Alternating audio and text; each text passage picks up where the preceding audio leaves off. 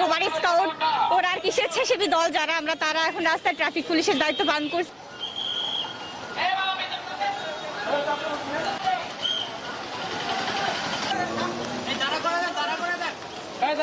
সবার সাথে আলোচনা সাপেক্ষে তারপর পরামর্শ করে তারপর সিদ্ধান্ত নেবেন।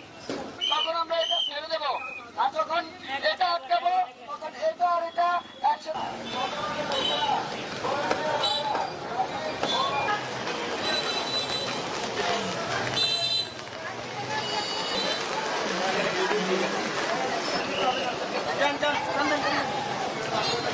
যে দেশের যে পরিস্থিতি, এক্ষেত্রে পুলিশরাও তাদের কাজগুলো সঠিকভাবে করতে পারছে না। তো এই মুহূর্তে হচ্ছে আমরা আমাদের দেশে যাতে বিশৃঙ্খলা সৃষ্টি না হয় এবং আমাদের দেশটা যাতে সামনের দিকে আরো সুন্দরভাবে এগিয়ে যেতে পারে, এই দায়িত্বটা আমরা ছাত্রছাত্রীরাই হচ্ছে কাঁধে নিয়েছি।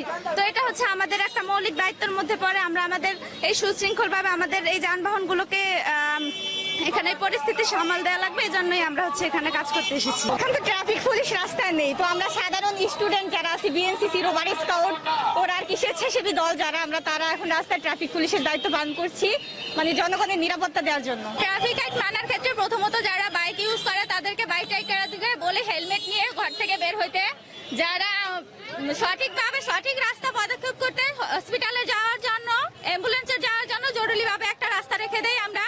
যারা হসপিটালের যাত্রী আছে তাদেরকে আমরা আগে দ্রুত ছেড়ে দেওয়ার চেষ্টা করি, এবং যাদের যেদিকে যাওয়া খালি গাড়ি যাতে সদরের দিকে যাওয়া ঝাম না বাড়ায় আর যাতে এতে সমস্যা না হয় তার জন্য আমরা প্রদর্শন করে থাকি। আর ওইটা যাতে সঠিকভাবে মানা হয় ট্রাফিক সিগন্যালগুলো, তার জন্য আমরা কার্যক্রম করে থাকি।